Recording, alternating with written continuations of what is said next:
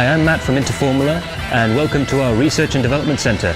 We do all forms of research and development, all the way from designing and developing our own race cars, to simulators, to running cars in racing series and rallying all over the world. We also do a lot in the Asian Classic Car Championship, so do look out for us. For any information, do contact us with the number down below.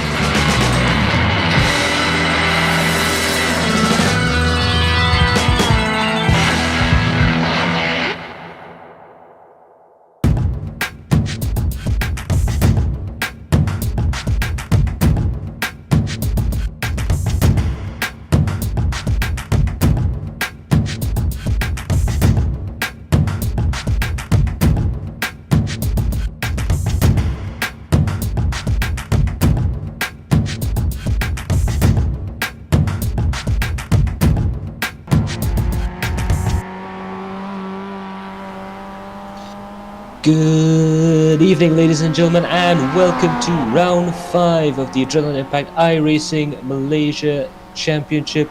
I'm your host for this evening, Matthew Palmer, and with me is Chan Wei Han. He's there somewhere. Right. Hey, hi everyone. Yeah, we're back with another round of the MX5 series, and we have come to Summit Point. This is one of the more classic iRacing tracks that we all know and love. Well, yeah, I was looking through my favorite little website, racingcircuits.info, and looking through the history of Summit Point, and it's the same. The only thing they ever added was the carousel at the top of the track.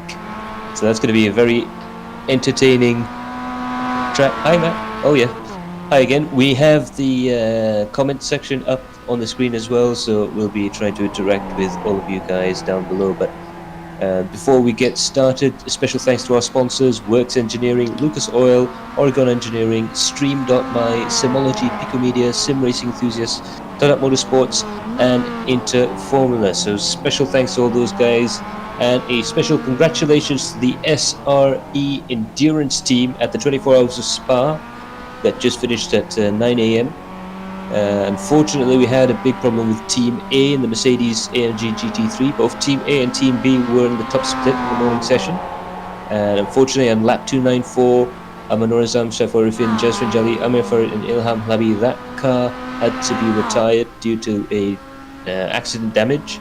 Team B, however, on the other hand, have managed to finish. They were number 23. They started 37th and finished in 23rd position with 548 laps. And that's the car with Dominic Ang, Tipu Irshad, Kalvinder Singh, Sharul Dafa, Muhammad Zafri, and Ruben Wong. So congratulations to those guys. I was riding along with them in the Discord server, and basically they had a fraught final 30 minutes with the fuel consumption, but not quite as fraught as Team C in the Ferrari 488 GT3. That's the car with Mavinder Jit, Tamiz Yusuf, Zainul Hazim, Afiq Fadlan, Mizan Harun, and Mohaimin. They finished P14 in their split. They were once a few splits lower down from Team A and Team B, and they finished in 14th position, which was a fantastic result considering they coasted across the line with no fuel left. Okay, hi guys. Good evening, that's our director there, Karol Alang.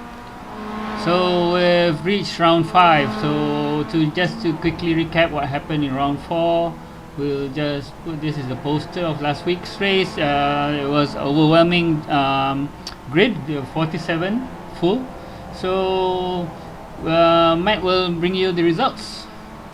Yes, indeed. Saiful Arifin won that rather spectacular race. He takes home 30 points. Kavinder Singh for the SRE Racing Team A, he takes it home 28 points, and Ahmad Norazam takes back 26 points for Outer House FCR performance. So fantastic result for Saiful Arifin. That's really going to help his championship hopes as well as Ahmad Norazam's. And indeed, as you can see there, Ahmad Norazam is in the lead of the championship, followed by Saiful Arifin and Kelvinder Singh.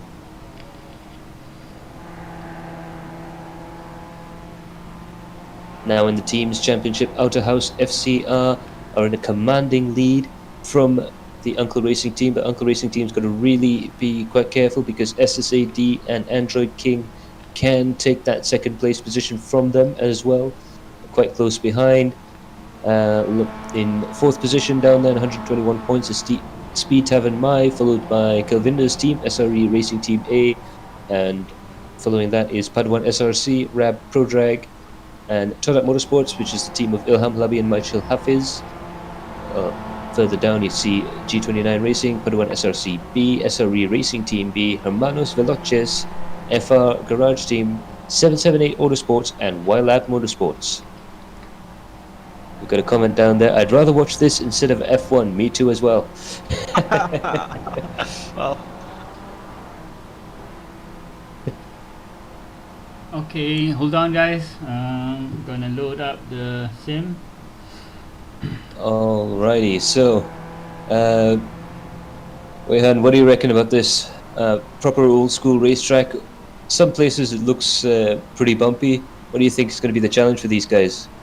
yes. Well, first and foremost, this is a very narrow track. It is in fact narrower than quite a lot of even other some of the other rookie tracks that we've seen on the iRacing service. But it's also with also the fact that at certain sectors, especially up north, across turns 5, 6, 7, and 8. This is where you know exactly where Farid is driving at this point. This is where the track gets twisted. A little bit of mistake, yes, that's another thing. You can't exactly afford to run wide at a place like this. So drivers will have to factor in the fact that this track is narrower than usual. It's also quite twisty, even though it's narrow. And yes, regarding the bumps, this bump along the exit of the final corner, and there are also a few here and there, but I think they shouldn't exactly affect the car too much. As the race progresses. Yeah, I think, I mean, the only way it'll affect is if you have a very aggressive driver who might not be too careful of the bumps there. If you're aggressive on the throttle, especially coming out of the corners there, you could find yourself in a spot of trouble. So coming out of turn 1 here, coming up into, according to race circuits, Wagon Corner. This place has some fantastic corner names. Again, you got to be really careful because there is no margin of error. There's no real tarmac runoffs anywhere, and the curbs are fairly narrow. Really, the only curb you can really sort of abuse and use is the curb coming out of Paddock Bend, the final corner. Yeah, because over there, there's quite large width of runoff. I think you can in fact compare the final corner of over here at Summit Point with the final corner at Lime Rock, because that's the one corner where you actually carry quite a lot of speed through. Exactly where Farid is coming upon this point. You just kind of tap on the brakes a little bit. You don't exactly go hard on the brakes. Just tap it a little bit and make good use of the exit, and eat the bumps a little bit, and you'll be off. Very, very similar to Lime Rock, I think, this track in many aspects. And I think the difference would probably be that over here overtaking would have when you overtake, you just have to be a bit more careful because of the width of the track. But I think it just makes things a little more exciting because I think every corner here, it is possible to overtake. Yeah, it's one of those old school club circuits that really lends itself well to close quarters sort of racing. And it really has a good mix of corners. You have some very slow ones, like coming into that carousel corner at the top, and really fast sections, the S's, this final corner here, which is going to be critical for anyone trying to make a slipstream run into turn 1. So it's going to be a track that, despite its length and despite when you look at it at the little track map there, it looks fairly simple, but trust me, it is very, very difficult indeed, especially when you're coming to the braking zones too wide. You really have to watch out, and you really have to work with the guy you're trying to overtake to make it work.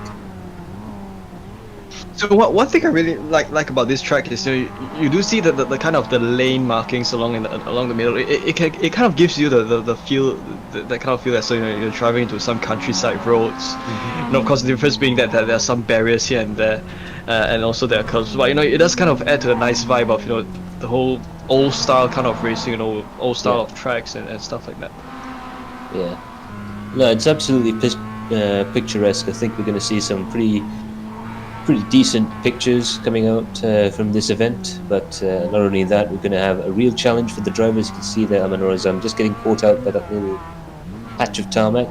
That's going to be happening fairly often. During the FP1 session, it was a real challenge for some of these guys to get racing cleanly, but this track does lend itself to close racing, but you have to be very, very careful. As you can see there, once you get the car upset over the bumps, it can really, those bumps really do magnify any mistakes you make out on the track. And you know, as you drive past the start finish line, you'll also have to be careful if you're driving 2 or 3 wide here, because if you do make a mistake, if you do bounce towards the left, you can actually fly out of the track, into the shuttle realm, and you then find yourself teleported to pits again. Yeah, I mean, being sort of an old school track where you don't necessarily have barriers all around the track, just only in the important parts, you do find yourself, especially in sim racing, to have a few quirky areas where you can find yourself in the forest, as we see. Oh, was that all 3 Pad 1 cars going off the road there? Yeah, I would think so, man. Synchronized spinning, that's a first for me, I must say. Yeah. Speaking of synchronized spinning, some of you guys might be watching this in lieu of the Steiermark Grand Prix, the Styrian Grand Prix that's happening up ahead. Bad news for the Ferrari fans, both Vettel and Leclerc are out after colliding in the first corner. Leclerc managed 6 laps, but Vettel basically retired on the spot, which can't be too good for them. The usual person's leading, of course, so you don't have to worry about anything there. All the action is probably going to be here. Just low-key throwing shade there. So right now we do have our own version of Lewis Hamilton up there at the top of the field. Trevor Irvin is a full 3/10 faster than Nigel Chua, with Lloyd Loughlin in 3rd position. Lloyd Loughlin's been doing quite well in the last few races. Yeah. Yeah, I remember when he was down in the midfield, it was very hard going for him, but he's definitely figured out the MX-5 cars a little bit better in terms of 1-lap pace. Another man who's been steadily going up the ranks is Wicket Low. He's getting better and better, and he's getting into a position now where he can fight for the occasional podium position, which is quite good. I think it has to be said that overall the driving standards has gone up quite a bit, which is very good news indeed. The teams are now starting to work more like teams and less like just a group of friends trying to race, which I suppose for some of the teams it might be a little bit more stressful, but overall it's been very good development to all the drivers through the series. Yeah, I think it's just so wonderful, when you see that as the series grows, so do, I guess, the whole,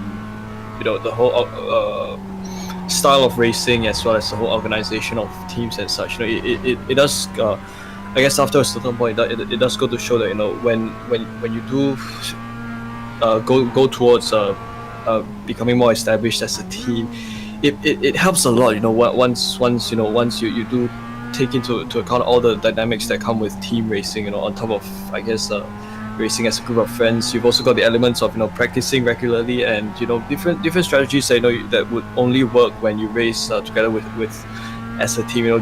These are things that I think that the drivers have probably come to enjoy more. Yeah, it's a really large education for these guys, simply because to be a good racing driver, either on sim or in real life, I just saw the comment there, typical Ferrari, well. But yeah, like I was saying, it's not just about driving as fast as you can, it's also about working with your teammates, working on things like setup, and giving each other advice on how to set their rigs up, and making sure that they can work with each other through traffic and things like that. Even qualifying strategies, whether they can get a tow down the main straight by working together, a la WTCC. It really is a rather large education for all these guys, both the real world drivers and the sim racers, as to how a professional team is run in a certain way, because everyone has to sort of talk and gel and sort of be in synergy with each other in order to get a good result. And it's quite nice to see that all the teams are starting to get that. Yep, certainly. And as we have a look at the lap times, as usual, Sci-Fi everything 123.039. So we'd be keen to see if anyone's going to be able to, I guess, break that time barrier and perhaps going to the 122s. But everyone, I guess, all the way down to P15 in terms of lap times, these are drivers within 123. So I think if there's anything that we've seen from past races, I guess the lap times that we see in practice do kind of indicate the kind of pace that you expect from drivers in qualifying. Yeah, and as you can see that these guys, they are trying quite hard there. So Khalif get onto the gravel there, Faisal as well. But overall, I think the pace is getting better. They're getting quicker as the season goes on. The sportsmanship between the drivers is getting better, and also how close everyone is to each other now. It used to be the case where the top 5 or 6 might be in the same time bracket, but now it's good grief, like you said, 15th, 16th, 16 drivers within the same second of each other. That's pretty good going. That's right up there with things like Formula 1 and IndyCar as to how close the series has become. And it's been rather nice to watch that.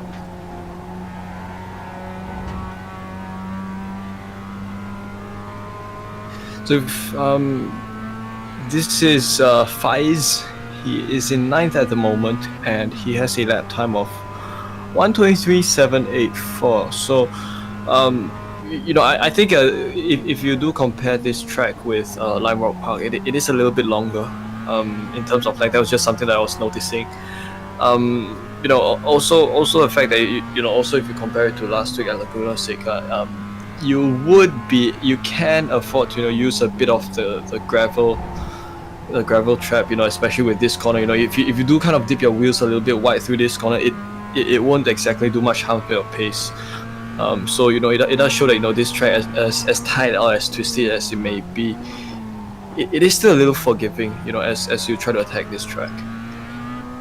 Yeah, that's absolutely the case there. Just reading through the comments section down below, the best part of the sim community in Malaysia, it's getting merrier than before and better. With that being said, more aliens being born, it will be hard for the newbie. Wow, I think the other way to look at it is that we now have more Sifus and more teachers out there that can help the rookie drivers come up through the field. I think a lot of the teams now have B teams, which are really helping out some of the less experienced drivers and trying to get some experience and trying to learn from the better drivers as well. So don't be too disheartened if you're thinking of getting into racing, sim racing. Everybody has to start somewhere after all. Yeah, but I think the great thing that kind of comes out of this is that you'll now have a great, a kind of a complete ecosystem of a community, as opposed to, I guess, a smaller group of drivers, as perhaps if you can look back at perhaps 2, 3, or even 4 years ago when iRacing in Malaysia was still in its infancy. There were just a few drivers, but now it's exploded to this level. And what's great about all of this is that you have a complete ecosystem that then provides you a complete sim racing experience, like a good progression model even within the community, so to speak. So you've got elements like league racing, you've got teams, you've got also good driver development and support that will kind of take you to different places. So these are all things that you don't exactly get when your community is small, or when you only have a small segment of drivers who are about the same pace. It only happens when you kind of have a more mature community where you've got drivers of all skill levels, and that's where kind of I guess cross learning like this start to take place. Yeah, it sort of harkens back to European motorsports, where there's less of an emphasis on driver coaches and development programs, and more of an emphasis on just getting out there, getting the laps in, and racing with people that are much better than you, which always tends to, if you have the right attitude mentality when you race against people who are better than you tend to improve, you tend to observe. And when you have the quality of drivers that we've had, which to be honest with you, for me was quite surprising coming into the series, and it's been getting better all the time. Like I said, Lloyd Lachlan has improved quite a bit. Jez Ringelli is up there, Wicked Low, Even Tuguezan, who may, judging by his FP1 performance through the season, you might think he might be perhaps the unluckiest person in sim racing, but he has gotten better himself as well. So everyone from the old-timers to the real racing drivers to the newcomers have really impressed in their progression. So big shout out to those guys as we head into the 47th minute of this 1 hour practice session. Saiful Arifin still in the lead in terms of lap time from Nigel Chua and Lloyd Lachlan.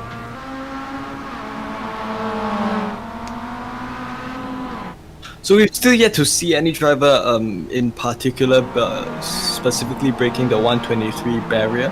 I think we have got about, I guess, 12 minutes to go in qualifying. So no, it does kind of draw close. Maybe we could see some developments take place. Yeah, you can see some of the drivers there pushing quite hard. I mean, practice session is the time where you can sort of make mistakes and not have that impact your performance too much. As one of our fans there down there in the comment section, shout out to all the Sifus. Yep, this is where they become Sifus, practicing. A lot of the drivers now will be doing long runs to try and figure out their fuel consumption, because that can change obviously not just depending on the car but also on the driving style. And some of the drivers might be putting some qualifying style laps just to try and practice for the qualification sessions. And whilst we might not see it in practice, I will be very intrigued to see maybe if one of the quick guys can get into the 122s, because it looks awfully close, especially for Saiful.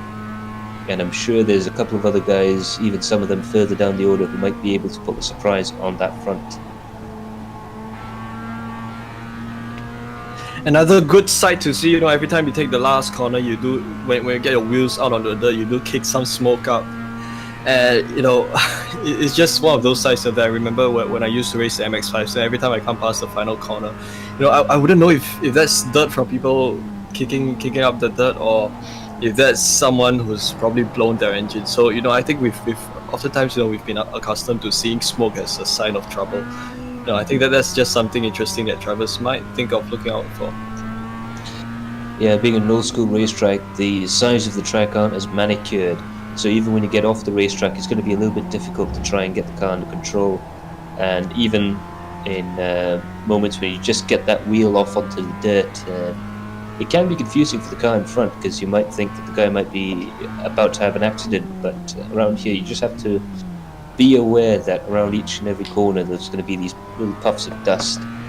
But having said that, I am noticing quite a few people, as Freddie Young is taking us on a nice gentle drive through the country. And by nice gentle drive I mean going as fast as he can. But I am sort of seeing a lot more drivers than usual sort of ending up on the side of the track or even off the track at the moment. So I'm guessing this track must be fairly difficult to tame in these MX-5 cars. Yeah, I think what's great about this track is it does set you up. Racing the MX-5s on this track, it does set you up for many of the cars and tracks that kind of come after this. Because it does have a good mix of, although it doesn't have elevation changes, it does have a good mix of hard braking zones like this exact one, turn one braking. And you've got flowing corners, and you've also got a sequence of tight corners that come in succession. So all these are things that, as you put them together, you'll find that you become more adaptable as you go on to different tracks and with more powerful cars. Yeah, I mean, that's the thing. It's like everything else. You can't expect a kindergartner to be able to pull off a PhD. So this is sort of the same thing. You've got to learn. You've got to sort of earn your stripes through these lower level cars, and also bearing in mind that we do have to keep in the back of our minds the multi-team, multi-driver racing that's going to be coming out in season 2 with the Kias. That's going to be quite exciting as well, and that'll be another step up in terms of pace for these drivers. So really the best thing to do is to learn in something like an MX-5 or a Skip Barber, just to get your eye in and really get used to this sort of racing, like iRacing and racing in general. Just like in real life, you really got to get your eye in the slow cars before you can sort of graduate up to the faster cars. That's how everyone's done it. Everybody from Max Verstappen down to the local guys driving around Sepang. You sort of start slow and work your way faster. Yeah, and the wonderful thing is, you don't, what's really wonderful is that, even though you kind of progress from one point to another, you do still find exciting racing taking place all throughout all the different levels of racing. Maybe specific to iRacing itself. You racing MX5s at Summit Point and even various other tracks are used for rookies. You would still find a lot of exciting racing moments, racing experiences and instances that kind of consistent throughout every level of racing. So you don't exactly miss out. Even though you do decide to stick to racing the rookie cars, the MX5, you don't really miss out on too much. Maybe you miss out on high-powered cars, but the whole essence of racing, the whole essence of racing rather, close door-to-door racing as Azul is doing right now with his teammate up there. These are all present. Even with these MX5 races. Yeah, and I'll even contend that some of these races are even more entertaining to watch and to drive than, say, an IndyCar race around Road Atlanta or something like that, simply because these cars can race very close to each other, and the drivers aren't too worried about a little bit of bodywork damage. Even the cars are fairly sturdy. They're designed for this sort of close contact racing, or rather close proximity racing, and realistically, that's sort of always been the case in motorsports. The Formula 3 race is always the best race of the weekend. The Formula 1 race, the Formula 1 guys might be going around a lot faster, but the Formula 3 guys are usually quite close to each other. So again, it's like in real life. Karting race is so much fun, and especially with no real pressure. Like for me, doing the ovals, Winston Cup was amazing car to drive the car around, or well, rather, it's not the Winston Cup anymore, the Nextel Cup NASCARs. The top line cars are a lot of fun to drive on your own, but I still remember C-Fix trucks. Best thing. Memories. Best. Just yes. You might have to have a little bit of a thick skin because some of the punting going on in that series was amazing, but still. Yes, look, save for the maybe the kind of interactions that you might have with people in the C-Fix, especially the bottom split. I think it's one of those things where you get baptized by fire before you progress on, before you move on to maybe the higher splits or even the higher level oval racing cars. Yeah, and I mean, I guess it's the same thing. Well, perhaps not as extreme. But it is the same thing with these MX5 cars, and it's nice to know that the series is still going in the States. They have a new car out. You'll be glad to know it's exactly the same as the car you see in front of you right now, except they've gone to a sequential gearbox. So maybe that'll give some of these guys an excuse to use those sequential shifters instead of H-pattern. But apart from that, the formula for Mazda MX-5 has been the same throughout the years. And I know I occasionally like to throw out these little tidbits. Did you know that technically the Mazda MX-5 is in fact the most successful competition car in the world? Oh, I never knew. That's great to know, man. Yeah. It is in fact more successful than the second place Porsche 911. So that just goes to show how popular MX-5 racing is in clubman competition. Not only do you have the MX-5 championships, not only in Europe but in America as well. They've got 4 or 5 different championships, in fact, run by the SCCA, and you also have the cars entered in lower levels of open championships. Okay, we have a real life billboard here.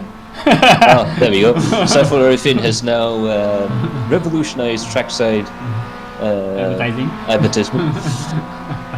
Everybody's going to get to see Android King on their streams.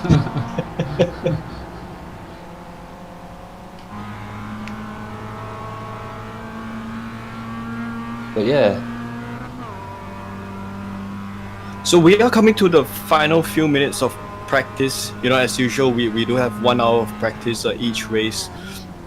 After that will be 15 minutes of qualifying, then 45 minutes of racing. You know, I've always wondered, you know, with these MX-5s, you know, with 45 minutes, does it kind of become a stretch for the drivers? No, because I think usual races with the MX-5 on iRacing, you don't exactly see them go longer than 20 minutes, but I would imagine that 45 minutes is very much a stretch. Now, of course, with more cars on the grid, it does kind of ease a lot of that kind of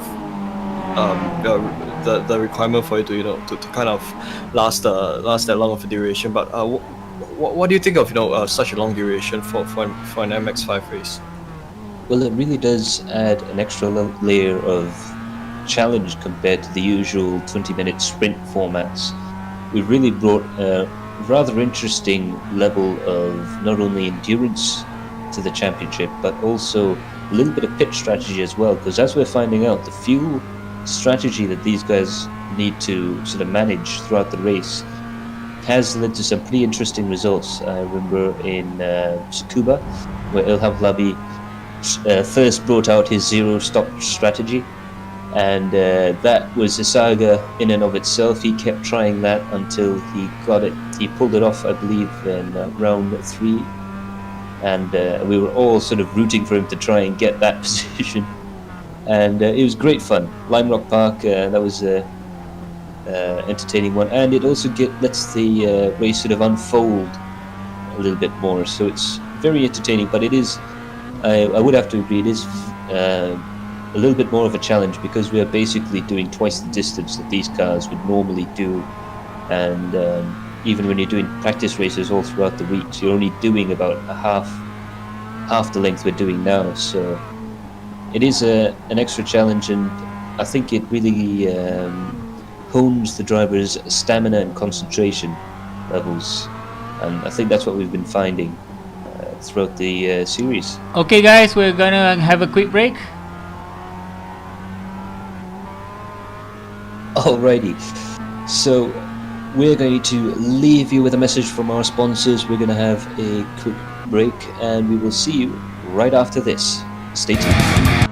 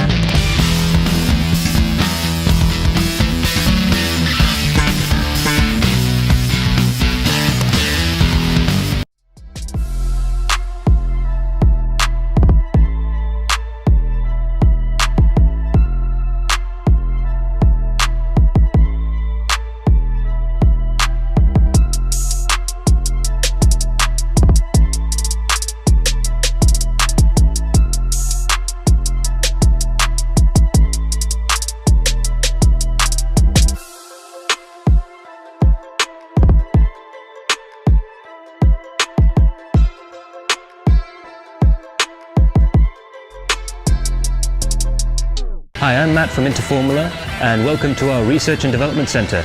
We do all forms of research and development, all the way from designing and developing our own race cars to simulators to running cars in racing series and rallying all over the world. We also do a lot in the Asian Classic Car Championship, so do look out for us. For any information, do contact us with the number down below.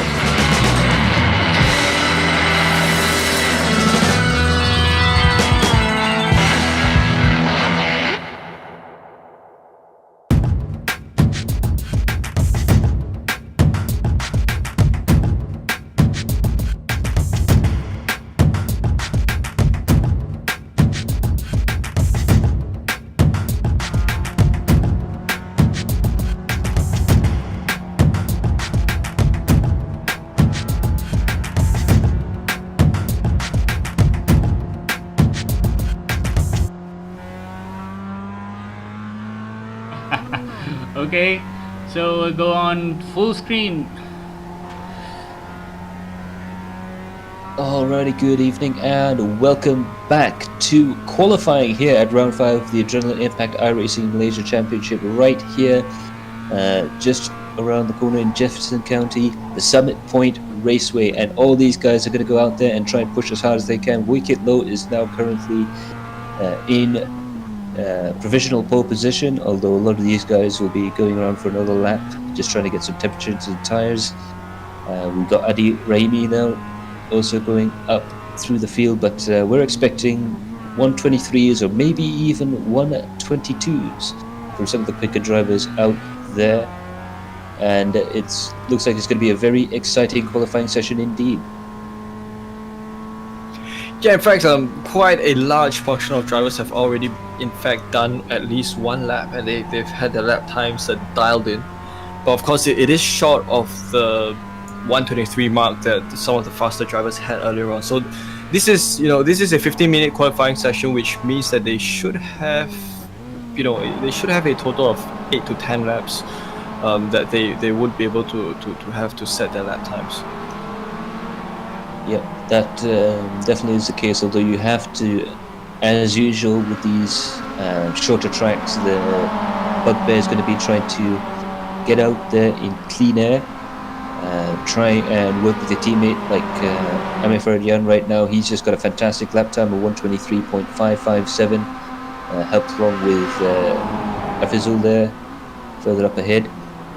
Shami Aizan in third position, he's also trying to work with his teammate. He's a little bit discombobulated right now, but yeah, it's definitely going to be a question of trying to get that perfect window in traffic, and also to try and nail what is, even though on the surface it looks like a fairly simple circuit, but it is very, very tricky if you're trying to go for that maximum attack lap.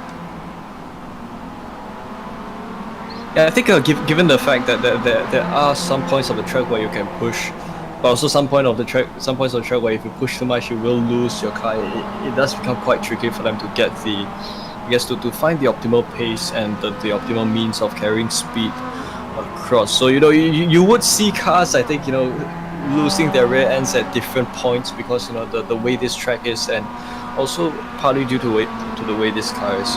It does lead to cars having to be pushed out quite a bit more compared to other places. So the fastest lap is currently held by Amir Farid. He has a lap time of 123.248, and behind him is Jayasreen and Kelvinder Singh, of course, all within 123s. The low 123s and the mid 123s. So I think that over the next few minutes, more lap times should come in, more faster lap times should come in. You've seen the lap times all move towards the 123, 124 mark at this point. Yeah, definitely. We've got 10 minutes left. We just crossed into the 5-minute mark, and we see Saiforif in there, who's unfortunately, I think, just got bogged down a little bit there. No, he hasn't. A 123.014. He's got us on our tender hooks. Will he be the man to get it into the 122s? There's still about 9 minutes left, roughly, in the session. He's still got enough time to try and make it happen.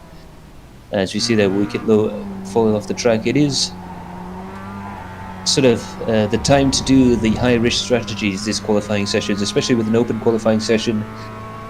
It is a challenge unto itself, trying to get space and trying to work with the teammates through here. But it looks like with the amount of time left, Saiful Arifin will be able to make a few more attempts. We've got Amir Farid there, Jazrin, Kalvinda and Jai. Those are the guys currently right up there. But we have Nigel Chua in 26. I'm sure he's going to improve the lap time as well. And it's going to be very exciting stuff indeed. Let's see who can get into the 122 bracket. So this is going to be rather tight, especially between Kalvinda and Afiso, as these two drivers are very close together. But I've also got various other lap times, the 123.6s as well, and various lap times around that. A little bit wide goes Nigel Chua. Let's see what his lap time will be as he comes across the start-finish line. Previous lap time was 126.029. He will come across, and I would suppose he did not set a fast enough lap time for him to be moved upwards. Maybe he went off track, and the timings won't register. Is it possible like that? Oh yes, it is possible that would happen. If the timing doesn't register once you've done a lap, it would likely mean that you've gone off track or you've spun a little bit. But in other news, Saiful Arifin has gone to 122.876. Oh, okay. Well, that's the power move right there. He's just on a 122.876 and immediately went right back into the pits. So let's see if that's going to be quick enough for him to keep that provisional pole time. We see a lot of drivers, they're pushing the track limits a little bit too hard. Dominic Ang then really lost the car off the final bend. That's going to be him back into the pits again. But as we saw there through turn 2, Nigel Chua just got onto the gravel a little bit too much. Maybe that perhaps is the reason why his lap time didn't count. Coming up to the finish line, Mohamed Khalif has to be really careful. Let's see if he improves. Yes, he does, but only by a few tenths of a second. 124.065. He'll want to go around again. He's now in 14th position. And we see now Ahmad Norazam. Now he's been low-key a really quick driver throughout the series. Perhaps not the most flashiest of drivers, so we'll expect him to improve his lap time. He doesn't. He must have been caught up in traffic, I guess. But he'll be another man to look for in the top 5. And we see Wicket Low. I'm sure he can improve his time throughout this lap. So don't forget that slipstreaming will be quite a big deal here, as we do see the car in front of Wicket. That must be one of Saiful's teammates, or it might be Saiful himself. If you do get a slipstream, especially along this main stretch and also the back stretch that was right before the final corner, if you do get slipstreams here and there, it will do a lot of benefit to your lap time. So this is Wicket sitting in a good slipstream of the 494 machine. But of course he did have to back off, which might negate some of the drafting gains. Does go along the inside to make the overtaking move, and he currently sits at 18th, 124.194. So I think he'll have, I think if he does improve his lap time next lap, he will find himself probably up a few positions. Yep, and as it stands right now, with roughly 5 minutes to go in the qualifying session, Saiful Arifin is in the lead with 122.876. Amir Faradian with 123.248 and Shami Aizan with a 123.370. Jasmine in 4th, and the man we're riding on board right now, Kelvinder Singh, with a 123.490. Will we see him improve his position through here? He's got to really be careful with the car stopped on the apex there. And now the really tricky section for me, coming up into the chute, as they call it up here at the Summit Motorsports Park, and into, this is the quote-unquote new section of the track. It was placed here in 1975. And that's how you know how old the track is. This is known as the carousel, and into the S's and down into the back straight. I'm not too sure if he's close enough to the man in front to try and gain a slipstream on him. One is inclined to believe that he might not be close enough, but it is possibility that he might be able to close up just enough to get the tail end of the slipstream through here, but it looks like he might be able to improve his lap time. He was quicker than Jezrin through sector 1. We'll have a look and see. Yes, he has improved, and indeed he's gone into 3rd position, so that's a fantastic lap from Kelvinder Singh, a 1 minute 23.276, and that's very, very close to Amir Faridyan, so we'll see if he goes out for another lap. And we'll see again Ruben Wong. He's another driver from the real world of motorsports. That's one of many that have joined the team. And in fact, I believe the URT, the Uncle Racing team, is in fact fully made up of veterans from Sabang. As you can see that he has not been able to improve his lap time. So far, Saifur Arifin from Amir Faridyan and Kelvinder Singh. This is Afizo Azza who is going to come upon the final corner. Is this the final corner? No, it's not the final corner. Yeah, I think it is. Look, this track is quite misleading at various points. That was the first corner. Yeah, Afizo sits with a qualifying lap time of 123.567. That means that he is in 7th, and again, making good use of that gravel. You can use quite a bit of that gravel over there, but that'll also mean that you kick some dirt onto the track. And especially at this part, right, upon lead up to turn 5, this is one of the trickiest sections because you are actually carrying a lot of speed through a fast right-hander, and as you try to carry speed across, you also have to eventually kind of come to a slowdown in preparation for turn 5. You are in fact braking not in a straight line but in a slight right turn, so that's where sometimes overtaking can happen, and usually those overtaking moves are usually the more ballsier ones. And that just kind of makes racing here a little bit more challenging. So this Afizo is going around the final corner, gonna probably make a good use of the exit curves, maybe not using it fully but well enough, and he's going to come across the start finish line any moment now, and his lap time does not Yeah, he improve. went off track earlier. Could be that part. Yeah. So I guess the gravel is both a blessing and a curse as well. If you use too much of the gravel, you might just trip the iRacing's stewarding system. So you have to be very careful. You have to try and keep 2 wheels on the curb, I believe, to try and make that sort of strategy work. But as you're saying, that if you can keep the car stable through the gravel, it's really useful. As we watch Ruben Wong try to improve his lap time, and he's in a rather fantastic position. He's at the tail end of a whole host of drivers who've managed a lap time of 124.0. He's on 124.076, so virtually any improvement in his lap time is going to let him a big improvement up the grid. He's going to gain a lot of places if he can make this lap time work. So Yeah, he's slowing down. So he's decided to pull out. There's 30 seconds left. We see Jazri Junos try his hardest to get himself back up the field. We'll see if he's improved his position.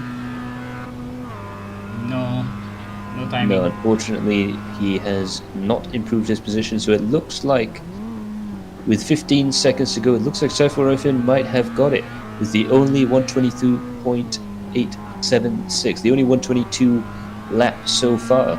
Nigel Chua is the only other quick car, really, and it looks like through sector 1 he's dropped quite a bit of time to Nigel, 1/10 of a second, so he's really going to have to push very hard indeed and hope he can get the tow from the car in front in order to try and improve his position, but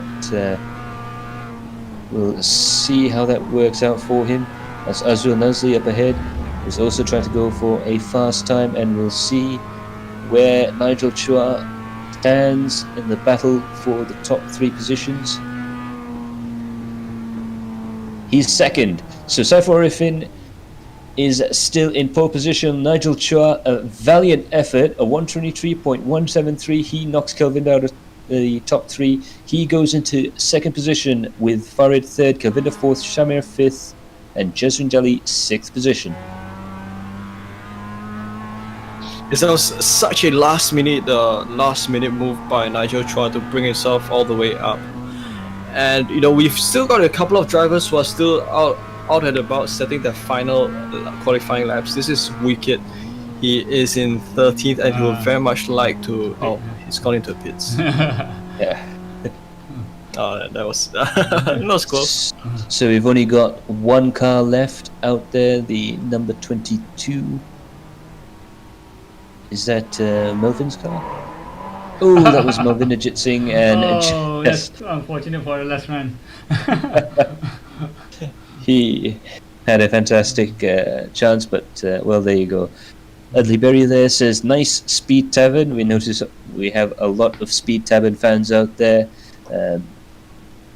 If you want to leave a shout out for your favorite drivers or leave a comment down below, feel free to do so.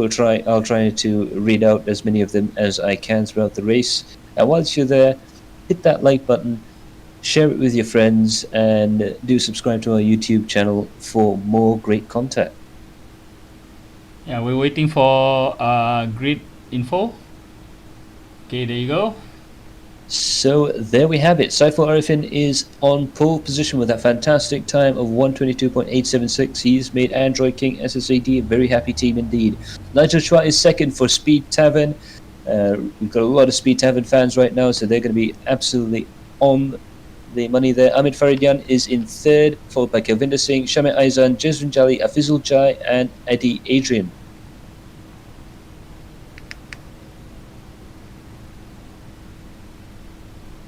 Further down the field there, we can see Wicket Low in 13th, followed by Dominic Ang, Tinku Ezan Lay for the Uncle Racing team. He's been doing quite well, so unfortunate that he's qualified that far down. Tramizi Yusuf as well, who's been improving by leaps and bounds.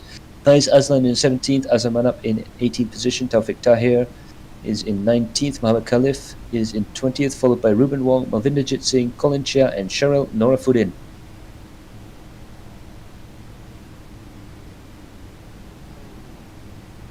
I think we better go on to the grid. Yep. We see a lot of the guys are beginning to grid up there. Special shout out to Michael Hafiz. That I believe is his best qualifying result this season, right down there in 25th position. So do look out for him. He did very well indeed in the last round in Laguna Seca, and we'll see him climb up the field as well, we hope. But now we are waiting for Lloyd Lachlan and Malvinderjit Singh to grid up. Lloyd down there in 11th position, he's on the grid. Malvinderjit is the last man on the grid. He looks like he won't be joining us. The 5 red lights go on and away we go. Saiful Arifin gets a fantastic start, but look at Amir Faridyan. Fantastic launch into second position, and it looks like he might be able to gain another position coming into the first corner, but Saiful Arifin is defending, covering off the inside. Meanwhile, Shamir and Nigel are really trying to push hard going through there. We're going 2 wide through the first corner, and in some places 3 wide as well. That's going to be fantastic racing up and down the leaderboard. Shamir Aizan is now into 3rd position. So that's Nigel Chua dropping down another place. And we see all the cars snaking up through, coming into the chute. And it looks like Shamir Aizan is getting closer and closer to Amir Faridyan. Amir has really got to look out behind him. And while all of this is going on, Saiful Arifin manages to keep the lead going into the carousel section. A brilliant start by all the drivers, and we do have a good feel of the race. This is Shamir Aizan, who's gone up to 3rd, and he does have quite a huge battle brewing, behind him, and that would be between Nigel Chua and Kelvinder Singh. I think we have a big crash. Let me review it for a minute.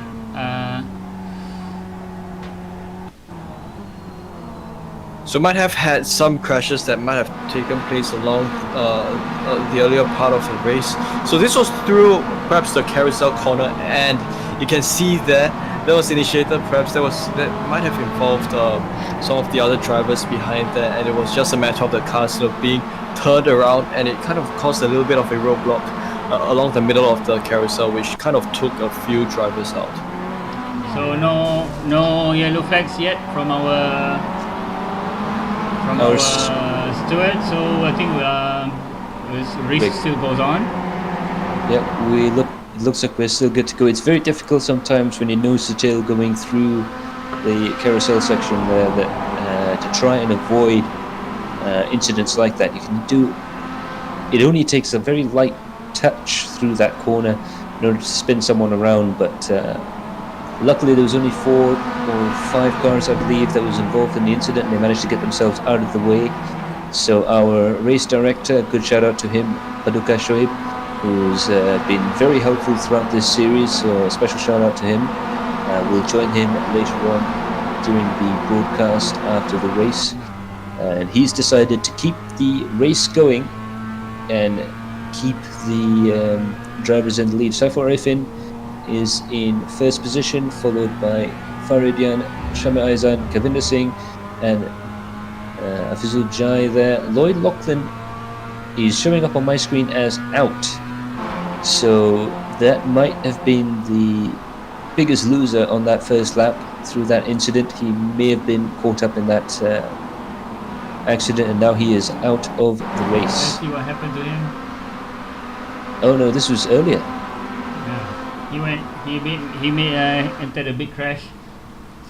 So he got the car sideways coming off that gravel and just overcorrected it a little bit and went into the trees. That's a very frightening incident to have indeed. So that's a real pity. Lloyd Lachlan was going very well around Laguna Seca, and he did quite well for himself through FP1, so he's going to be quite gutted, I would imagine, over that particular incident in the race. Shami Aizan, meanwhile, is still in third position, but looks like Amir Farid is really on the tail of Saifur Arifin right now, and it looks like they're coming up to some lap traffic, I believe.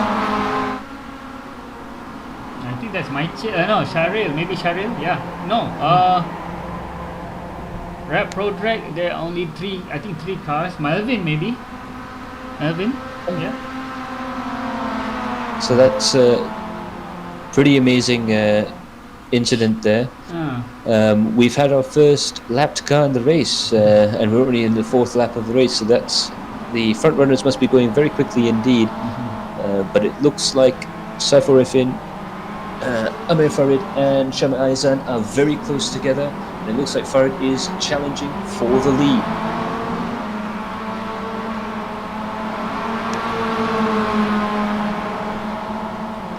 Quite a good battle going on at this point. This is Wicked. He is sitting in 14th at this point, and I would imagine that he is coming under quite a lot of pressure from Tamizi Yusuf, who is sitting perhaps in 15th.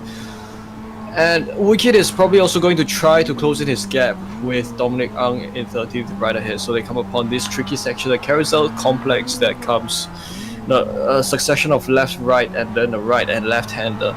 This is where it's all about positioning your car well, and slipstream isn't exactly as effective at this point. So a high-speed left-hander, then followed by a slide right sweeper here. You do always have to lift a little bit in order to get the best out of your car through this section. It's going to be slipstream now, and onto the final corner, which they'll all come across at this point. And it looks like Wicked Low is lining up. Perhaps he might think of a challenge coming down into the first corner. It looks like it's going to be quite far for him. Meanwhile, Jaswin Jali is also very close to the man in front, and it looks like Saifur and Farid have had an incident. That's Saifur Arifin who's going down the grid there. He's off the track. Oh, my. That is amazing. Coming into turn 1, he was fighting with Farid. So Saifur Arifin and Amir Farid were battling for the lead. Let's have a look at the replay to see what happened. Let me find it first. It's okay. We'll just try to find it later. Yeah, but that's absolutely amazing. Saifur Arifin and Amir Farid, 2 of the quickest drivers in the series. They must have been. Amir Farid must have been trying to go for the overtake on Saifur Arifin. This has to have quite massive sort of connotations for the championship. As we see there, Saiful Arifin. Ooh, Oh, that was a huge hit, and this would mean that this Saiful Arifin, he's going to be set back so much. He was leading the race, and it was just a matter of braking. Perhaps the driver behind him misjudged the braking point, and this is just enough to kind of bring an end to his contention for the race win. like I said, big championship implications because that's Saiful Arifin and the man behind him was Amir Faridian. So there's going to be some real big movers and shakers up on the championship standings, and it's going to make Saiful Arifin's task of trying to win the championship that much harder. Real massive changes not only to the race but to the championship, and one perhaps slightly sheepish but very happy Shami Aizan in the lead of the race with Kelvinder Singh in second and Afizujai in third position with Nigel Chua in fourth.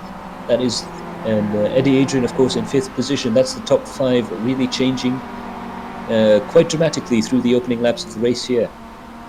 Kelvinder Singh now is in second position, and he is close enough to perhaps think about trying to make an overtaking maneuver on Shami Aizan within the next lap or so. And it looks like he's close enough to definitely get a tow and try and bring himself closer to Shami Aizan. In the meanwhile, we have a whole group of cars from third all the way down to about ninth position, all traveling in a group almost like a cycling peloton at this point, with the cars chopping and changing, and we have an overtaking maneuver or an attempted overtaking maneuver there, and it looks like Afizujai has lost another position. Nigel Chua brings himself back up into contention into third position, so Nigel Chua really trying to make some very big moves with another car behind there going too wide. That's Eddie Adrian trying to make an overtaking maneuver work on Jezrin Jali, on Adi Rahimi. Aman Norazam now right on board with him. Jezrin and Adi really trying hard, and Tuku Ezan tries to go for the dive bomb around the outside there and doesn't quite make it work, and he's been punted on the back. That was so unfortunate, as he was just going through the middle of the corner. He had everything in order to make the move, to perhaps even think of making a move, and around he went.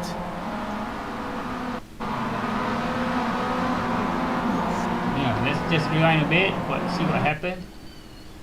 So now we're just going to have a quick look at what happened through there. We see Tinku Ezan trying to make the overtaking maneuver stick on the outside, and it looks like Aman Norazam just didn't give Tinku enough room there to try and make the overtaking maneuver stick. So that's very unfortunate for Aman Norazam, who's another frontline championship contender. This race is really going to be crucial in determining who is going to be the championship winner here.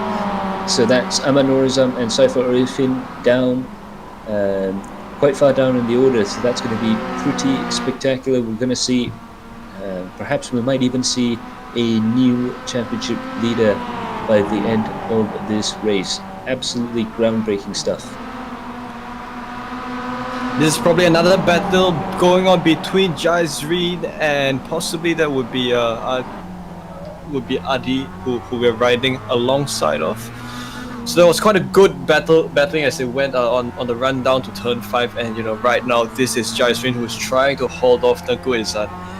And I think they're just doing a great job of keeping all of this together as they come upon these high-speed corners. So a bit of damage that we might have seen on the white car that's in front. That would probably be Eddie Adrian's car that's got a little bit of damage. Yeah, yes indeed. It looks like these two cars have been in the wars. It's pretty minor damage, as you can see. It's not affecting the aero too badly as Adi manages to get the slipstream and get side by side between himself and I believe that's Jai that he's managed to make the overtaking maneuver work on, and with Adrian and Jezrin, and it's really nip and tuck stuff here for the 5th place position. Whoa! Meanwhile, there's a big accident for Kelvinder Singh. That's another front runner in the race. He's crashed. That's Kavinder Singh and the race leader Shame Aizan. So Shame got the car sideways coming out of turn 2, and Kavinder Singh just didn't know which direction he was going to go into, and they're both out of the race. So that is some pretty incredible stuff. That's the second time we've lost the race leader, and another potential championship contender is now down in 8th position. What is going on with this race? All the championship contenders have been sidelined with some pretty amazing stuff, and Nigel Chua is now in the lead of the race. So this is going to be absolutely unbelievable stuff, not only for the race but for the Adrenaline Impact iRacing Malaysia Championship. The Drivers' Championship is now completely up in the air, so this has some serious consequences for the championship. Meanwhile, we see Nigel Chua in the lead from Afizul Jai and Adi Raimi, with Eddie Adrian and Jeswin Jali. That's your top 5 right now. Adrian, Jeswin and Ezan are very close to each other. I think that's Jeswin trying to go for the overtaking maneuver. Sorry, Adi trying to go for the overtaking maneuver, and the cars are really close to each other. They're really trying to get the nose alongside each other. The gloves are off, as they say, and they're really racing around Summit Point this weekend. Absolutely fantastic stuff.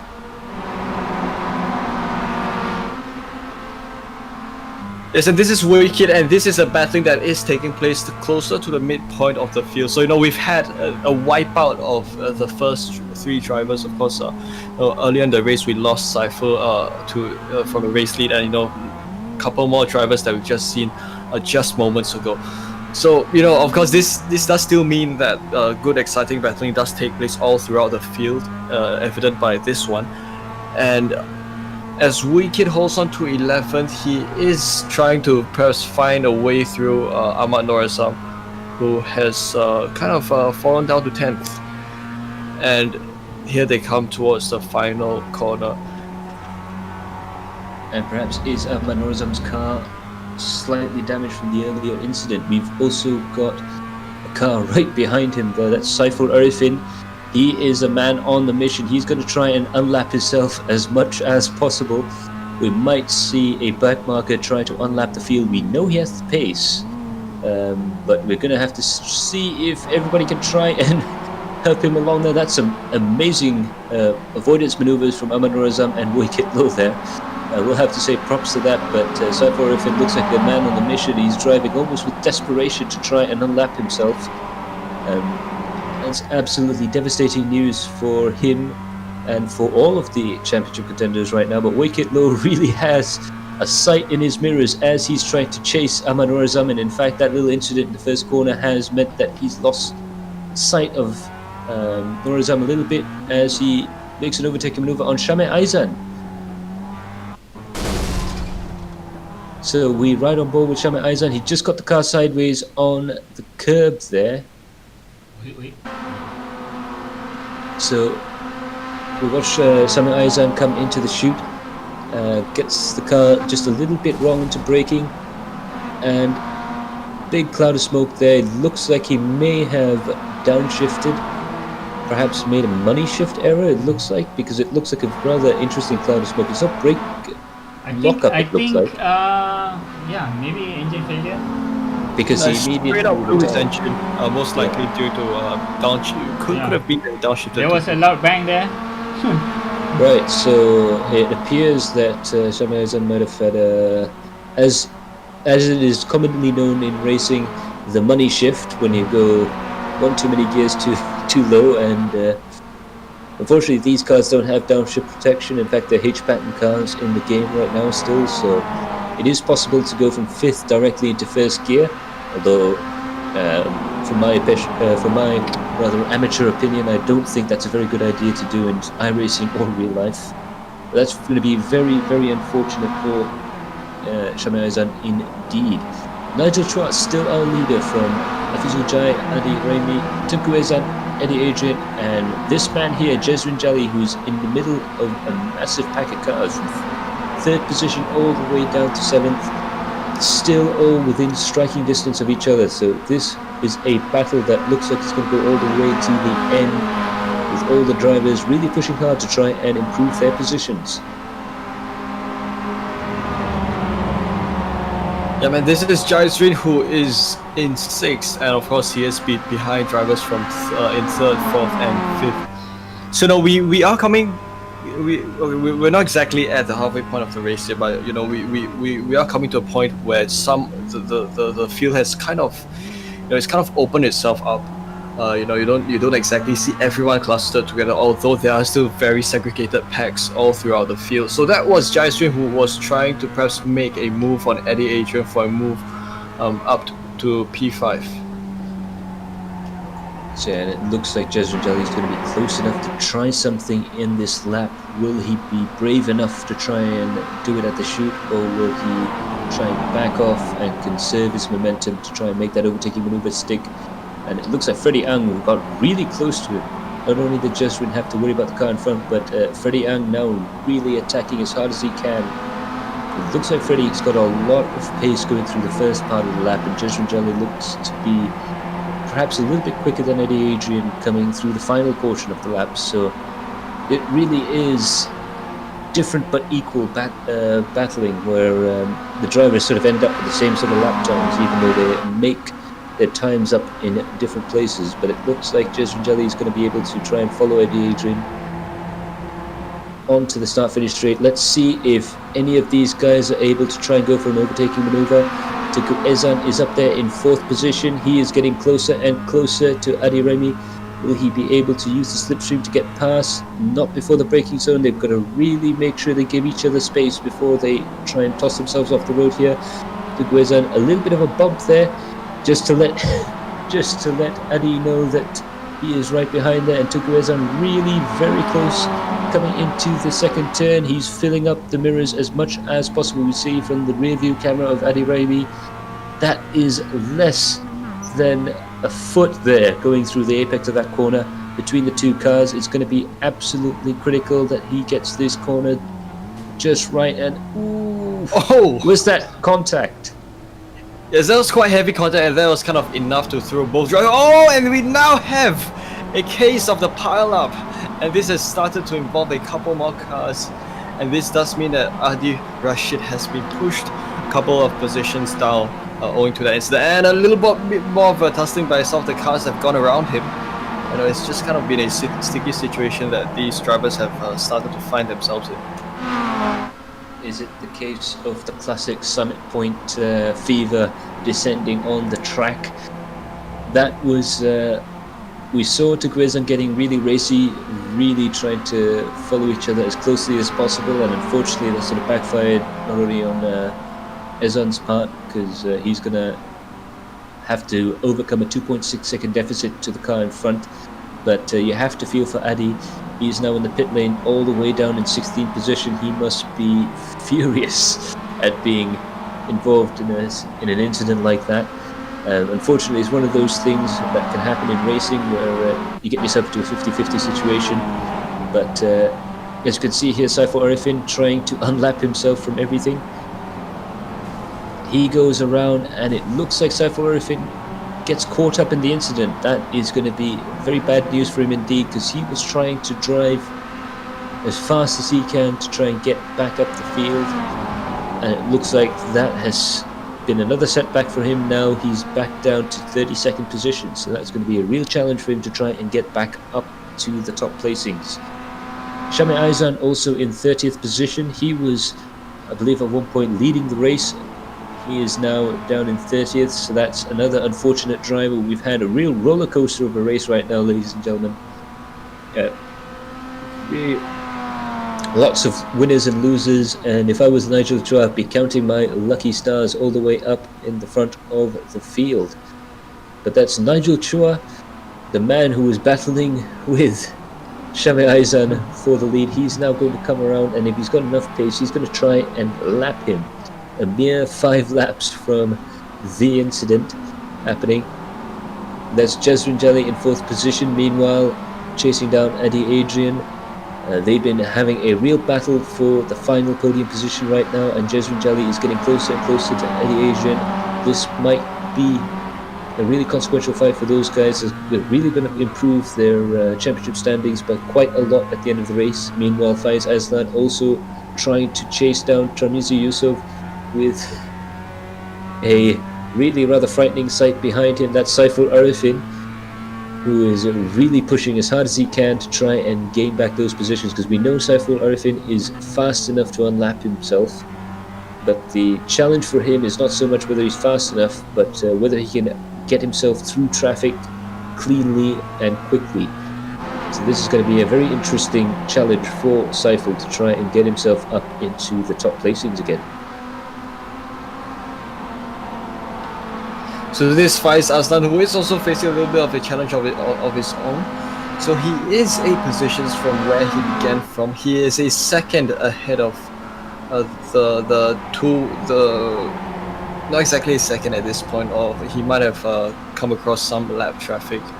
So he is being sandwiched by a couple of cars, and he's now trying to close up his gap with Tarmizi Yusuf, who really isn't that far in front of him at all.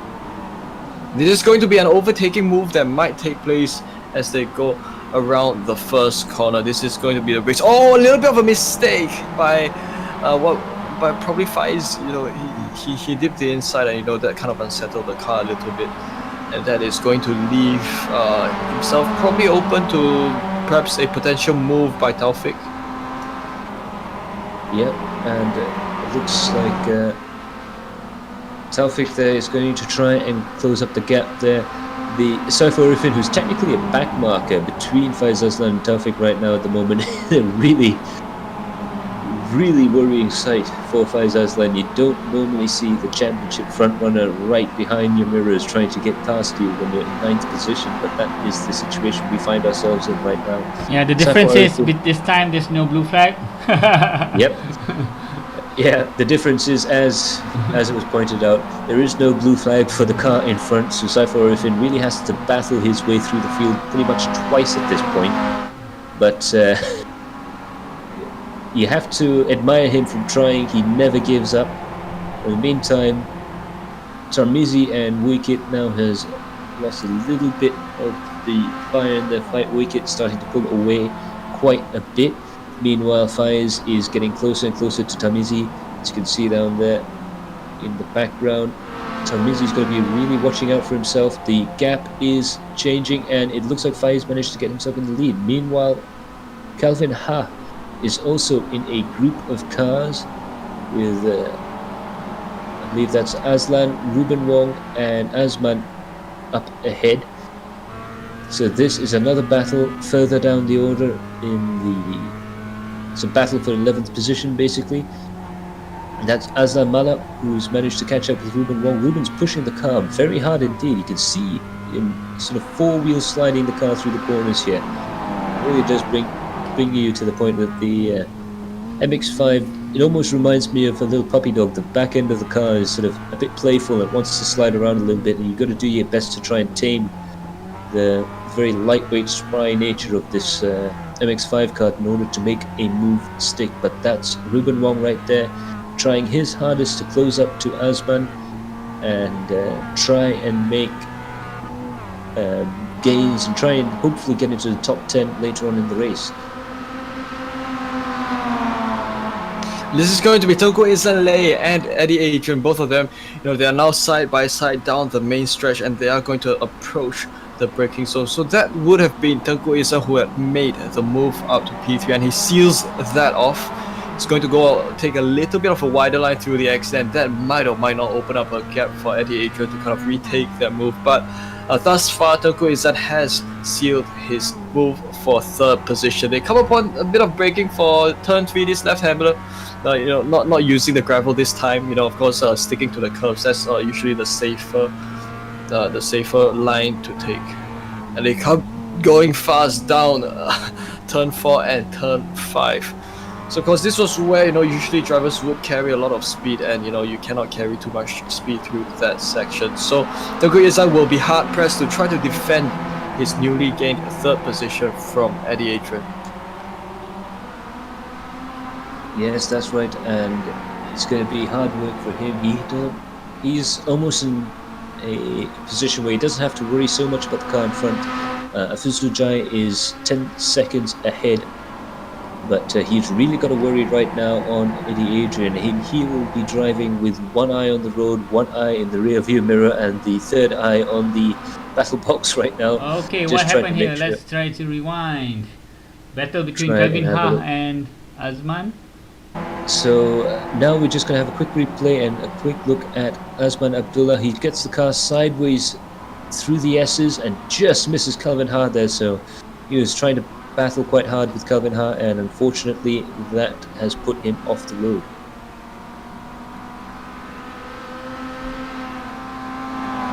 Yeah, that was quite an unfortunate incident, and it did lead to those drivers losing quite a lot of positions.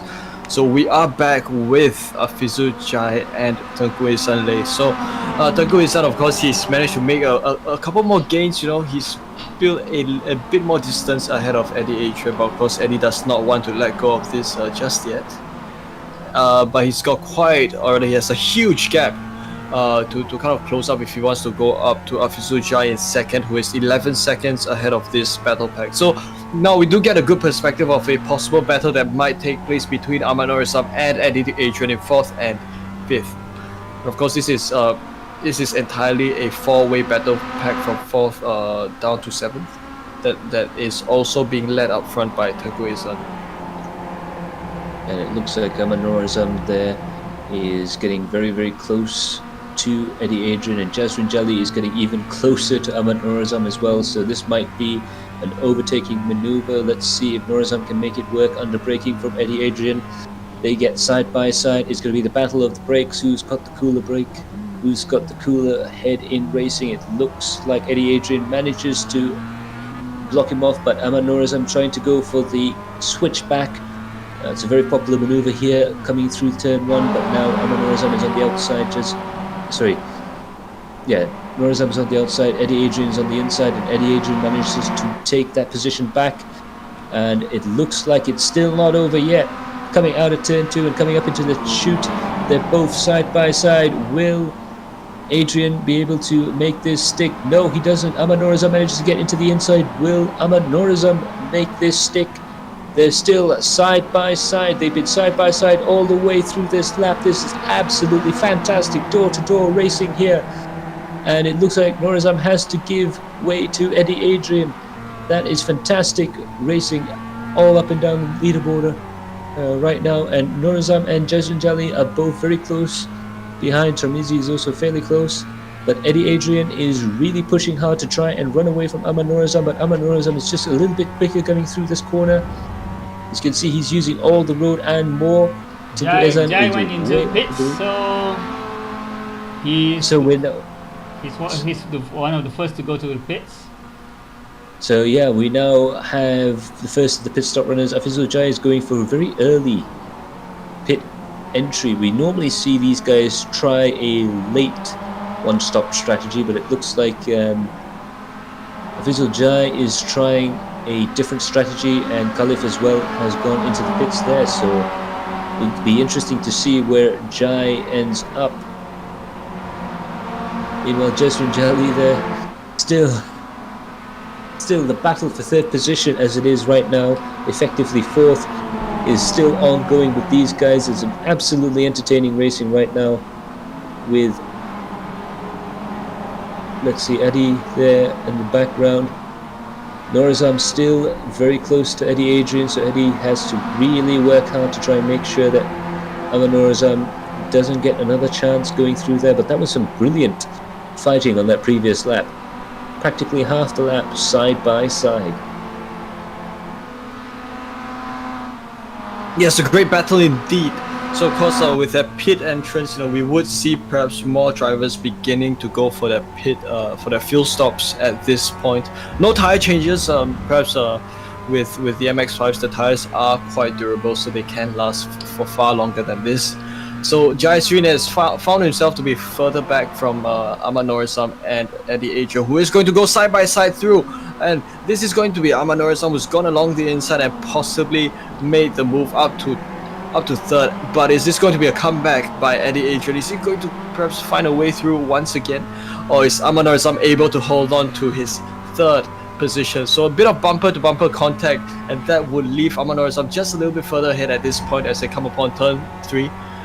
Good use of the exit there, probably a bit wide by Eddie Adrian, and they will have the next few corners for either for Ahmad Norazam to secure his third position or for Eddie Adrian to perhaps think of a comeback. And it looks like Ahmad Norazam has gone a little bit sideways there. That puts Eddie Adrian up around the inside. They are still going nose to tail through here. Ahmad Norazam is driving defensively, but driving very well indeed to try and avoid contact with Eddie Adrian. But it looks like Norazam is going to be in a vulnerable position coming into the final corner there. Eddie Adrian is close enough to try and make something work when it comes to the slipstream effect. That's the challenge with Ahmad Norazam. He is right out the front there. He's punching the hole in the air to try that all the other drivers are trying to use to their advantage. But Eddie Adrian is now going to come down into turn 1. Will he be close enough? It doesn't look like it, but he might try and stick a nose up the inside just to remind Ahmad Norazam that he's still there. It looks like he's going to go in for the braking zone. Will he be able to make it work? They're side by side. Can Eddie Adrian keep Ahmad Norazam around the outside? Yes, and it looks like Eddie Adrian is going to be on the inside for turn 2. They are still side by side. This is back to side by side action that they've been going on for quite a long time.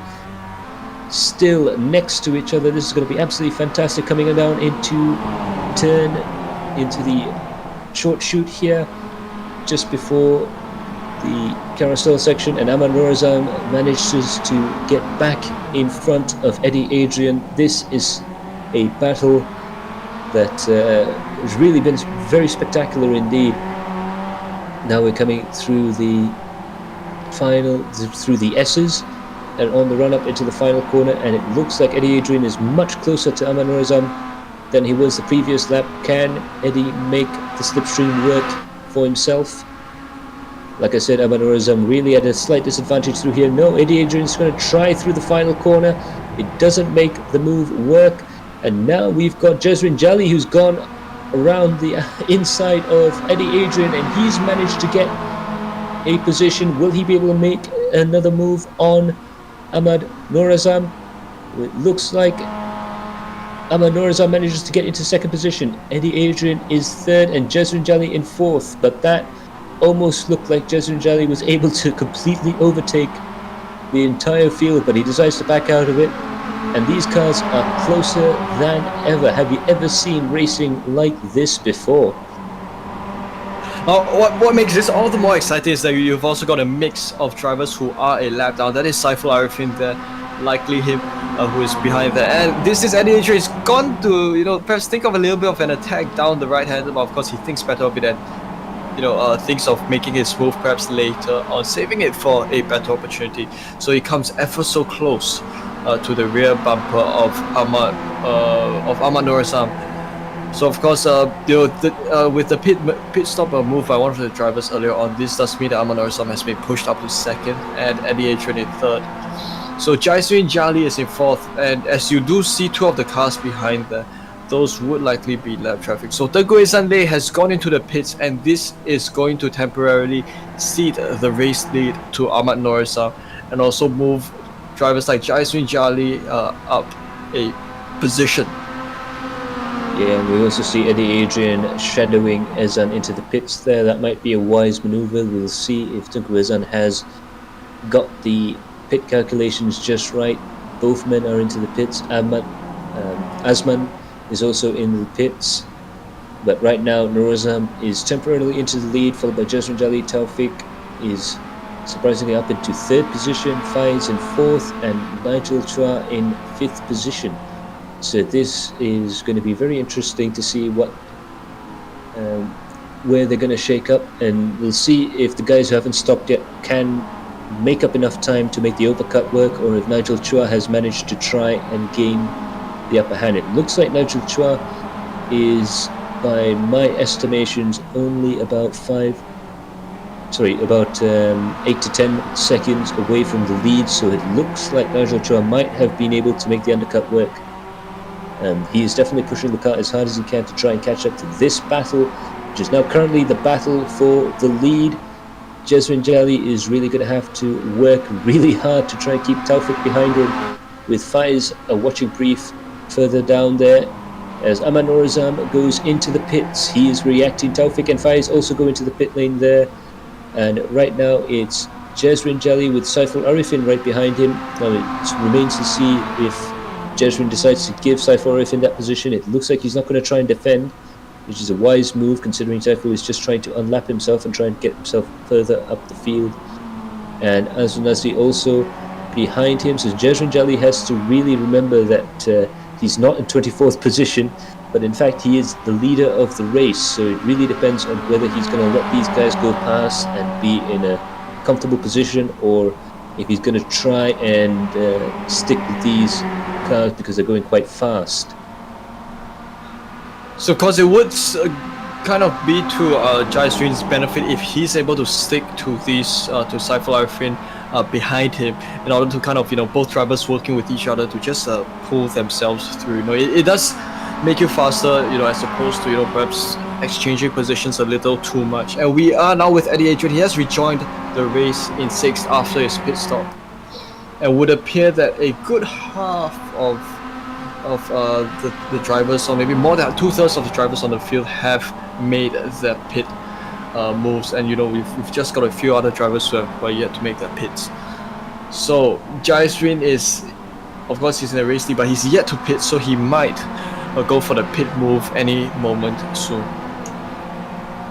So yeah, now we're getting into the critical stage of the race when all the drivers have to try and make that pit stop maneuver work. It looks like this is going to be considered quite a high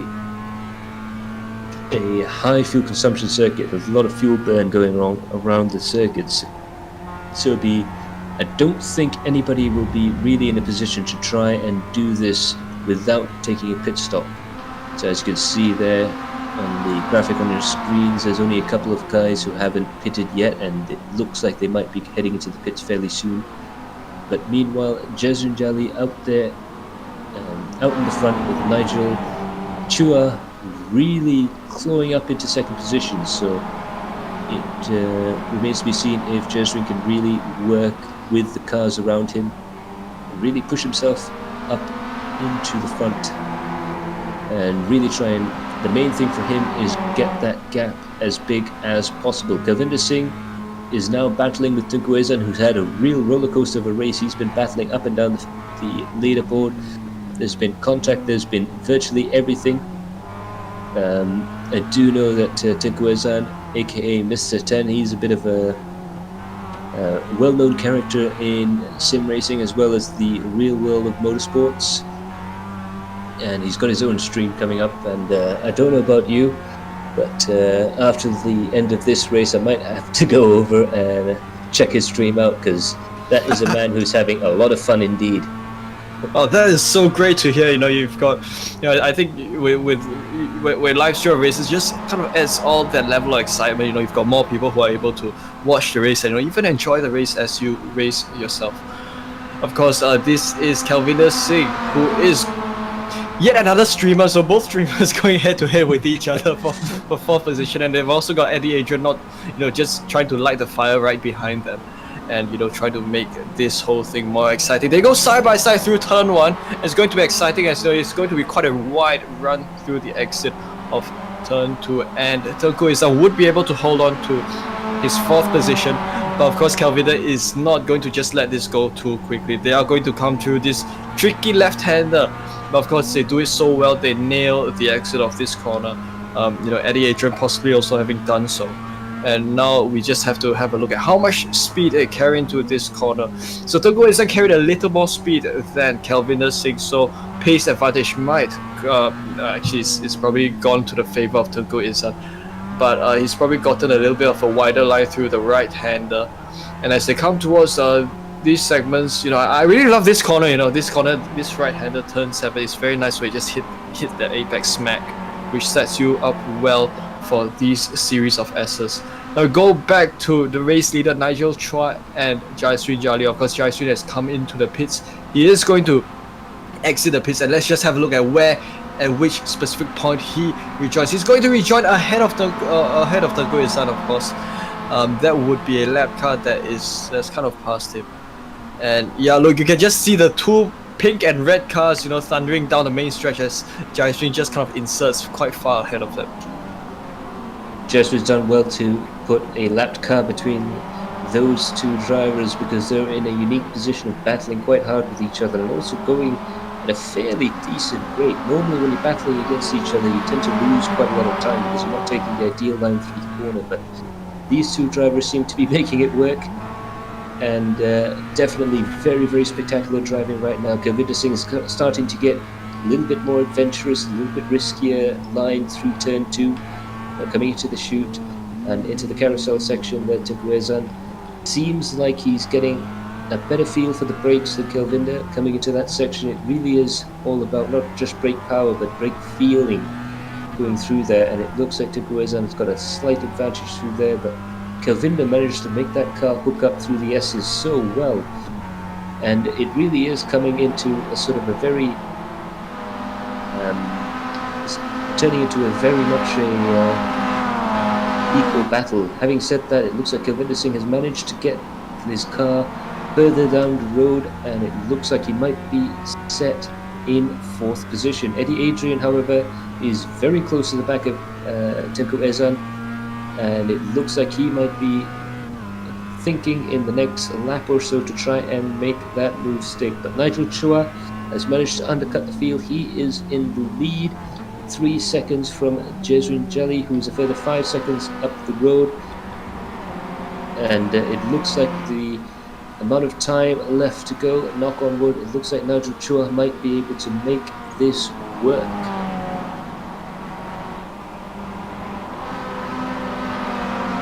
Now we're down to less than 2 minutes what happened to Kelvinda? before the end of the race, and this is Kelvinda. Something might have happened to him.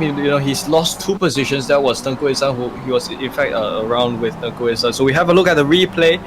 It would appear that he made a bit of a mistake. Of course, maybe he kept his eye on the driver in front of him, and that would have led to him perhaps making a mistake in sympathy, and that has led Eddie Adrian and Tengku Ihsan past. So he's lost 2 positions, and also the fact that they're coming to the final minute of this race. So Kelvinda will have to try his best to kind of regain his lost positions. And it looks like Tengku Ihsan still in 4th position, so lucky for him he's only managed to drop 1 place behind Eddie Adrian, but Eddie Adrian is not the easiest person on the planet to overtake, and he'll be quite good at defending, as you can see there, trying to break the toe. And it looks like Kelvinda Singh will try to go around the outside. He's not really in the right position to do so. He might have to hold off and wait for the second turn or for the chute heading into the carousel section there.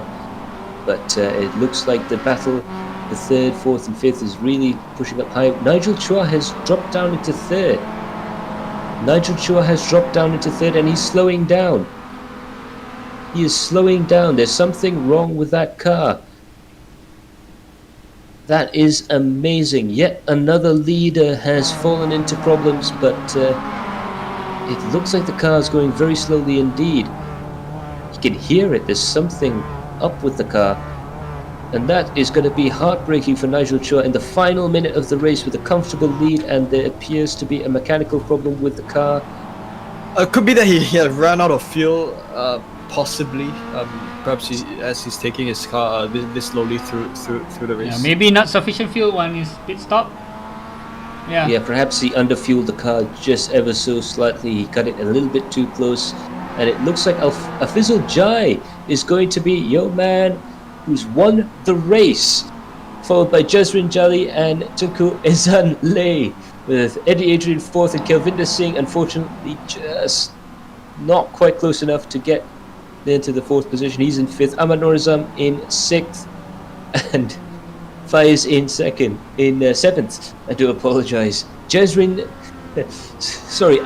Jai has won the race, and I must say, that's a good. This race, it's still one Android King winner. it's the Android. It's the Android King. It is the same car in in that winning position, but it's not the Android King car we expected it to be. This race has been an absolute roller coaster. So many lead changes, so many leaders falling into problems there, and your heart sort of goes out to Nigel Oh, what Chua. happened to Shame last lap? Oh my god, he lost his position there. And Shami Aizan now, yeah, he dropped it right on the final corner there. That's going to be very unfortunate as the Stifle Arifin decides to go for the jump. You might as well at that point. He's done it very well indeed to try and get up into 16th position, considering he was plumb last at one point. But that is absolutely amazing. Shame was, So of course, Shame was, that was, doing good at 17, I think, 16 or 17. He climbed up Yeah. from the back, but he just lost it at the final turn there. Oh, that's unfortunate for Shami Aizan. But it's been an incredible race, hasn't it? So now we're going to have a look at the leaderboard, and Afizul Jai is the man that brings it home for Android King SSAD in first position, 6 seconds ahead of Jezrin Jali for the Autohouse FCR Performance team. In third place, Tinku Izan Lay for the Uncle Racing team. Eddie Adrian is in fourth, Padawan SRC. Kelvinder Singh is fifth for SRE Racing Team A. Then the first of the teammates, Amanur Azam, is another Autohouse FCR Performance driver in sixth, followed by Faiz Aslan, Tamizi Yusuf, Taufik Tahir, and Wicket Low. Whew. I'm gonna have to need to. What a race! I'm gonna need to catch my breath after that one. As we see the drivers having good fun after the race. So I guess this is like the same equivalent of after the party. Usually after race, Formula 1 drivers will be pushed into a swimming pool. Given that there's no swimming pool in sim racing, they just take the runoff off turn one and do donuts over there. It's just it's so wonderful. And I like the fact that Cypher Riffing just demonstrating the famous summit point jump. If you get the angle right, there is a bit of the barrier that's missing, and a nice ramp there, so you can really launch the car off into the scenery, which has been a bit of an iRacing tradition. After the race, of course, you don't want to be doing it during the race, and trust me, I have seen that happen. Okay, before. let's go to SSAD's room and find Jai. Or maybe we have a talk with Paduka first. Hi Paduka. Hi Paduka. Hello Paduka, how are you, man? Oh, mic tak sambung ke tu. Tak apa. We'll go to SSAD Go Racing's room to get hold of Jai. Let's go. Alrighty.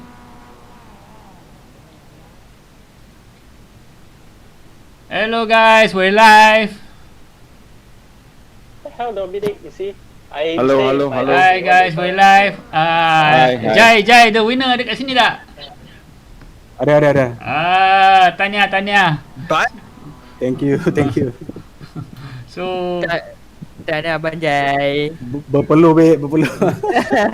So bagaimana perasaan tu bila tiba-tiba nampak Nigel Chua mula slow tu? Itulah tengok kan, maknanya dia habis minyak tu kan. Ui, cabaran lah.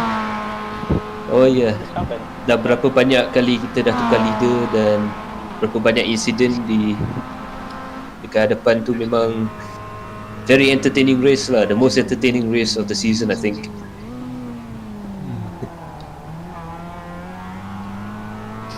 Oh, nampak. Because what we saw during the race, right?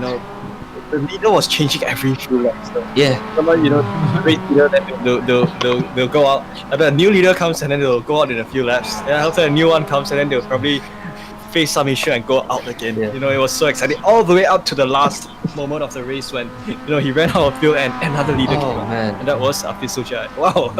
But I do have to feel sorry for Nigel Chua. It must be gutting for him to lose another race to fuel. So close. But what can you do, I guess? Unfortunately, you're in that situation. You just have to sort of give second best to Jai.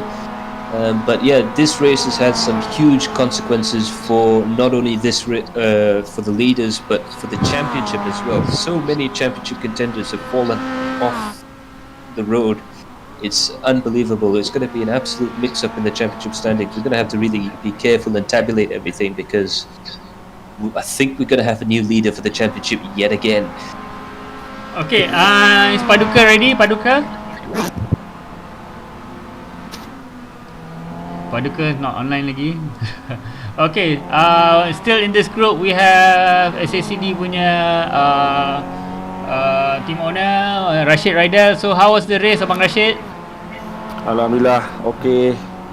Hari ni I think everybody pun dah start jaga kereta masing-masing. And then because kita pun ada track yang agak kecil ataupun agak sempit kan.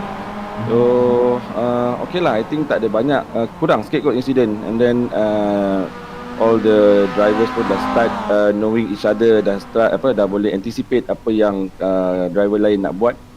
So okay, good result so far. And then mungkin nanti kita akan check balik lah, mungkin akan ada few insiden ke apa kan. Tapi overall okay. And congratulations to Jai, Android Android King SSD, kan champion hari ni. And then thank you to all SSD Go Racing and SSD Android King SSD team drivers. Okay, see you next round 6. We come back stronger. Alright. Also in this group, anybody? Muhaimin main ke tadi? Ada. Macam tadi okay? Okay, fun. Ada fight sikit dengan Malaysia tadi. Nak cari nama Muhaimin. Yeah, tadi. So pit awal ke? Pit last juga? Last pit, last minyak, last lap. Minyak. Alright. Okay.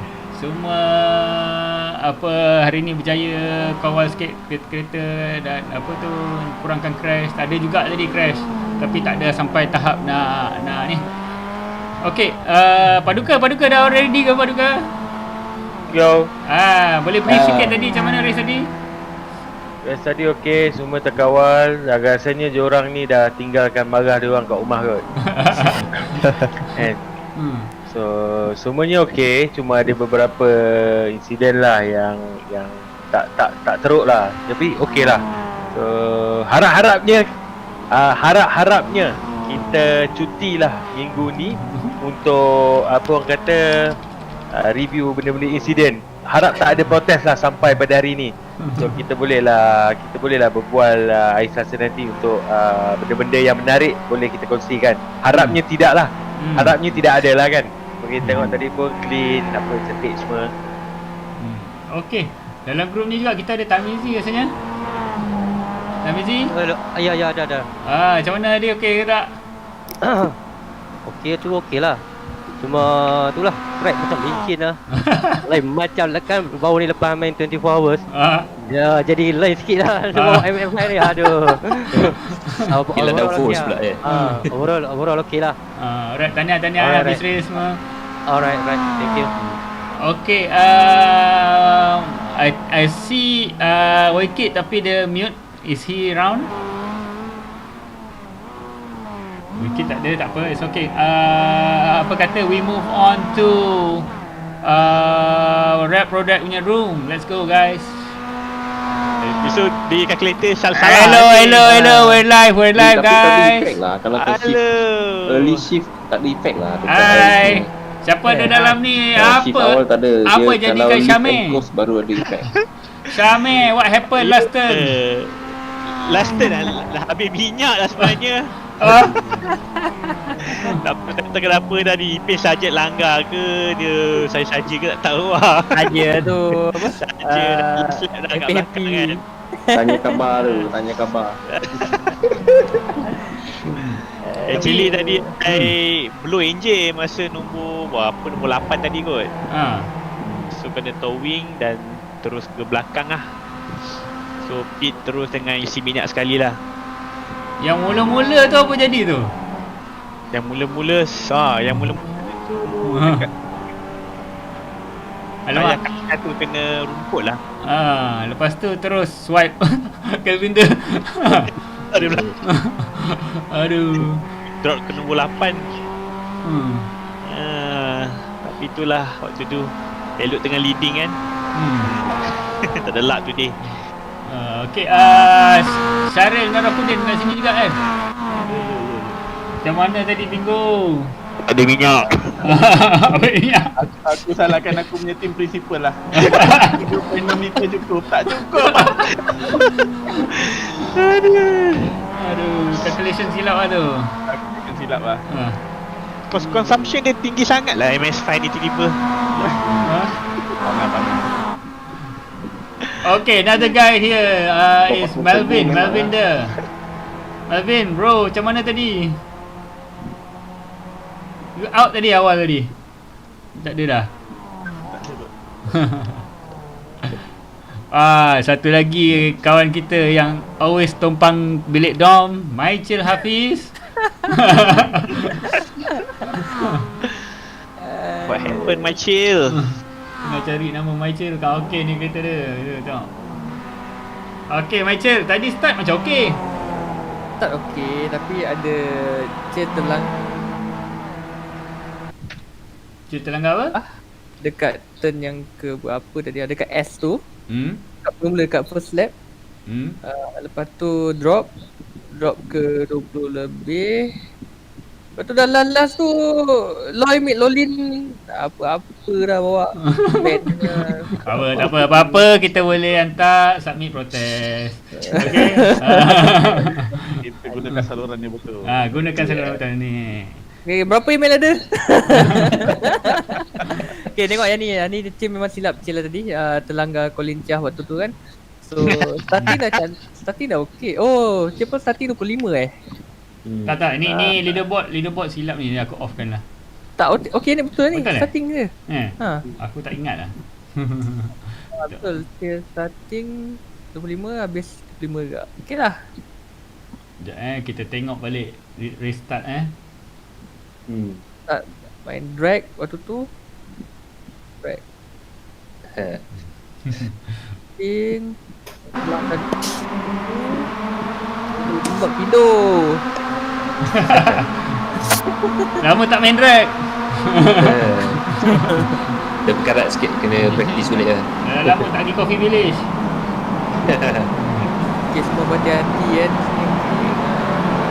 Masih belum lagi.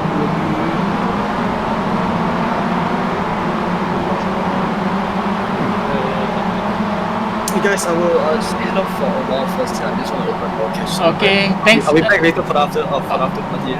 Okay, see you. Hey, see you guys. Thanks for having me. Alright. See you.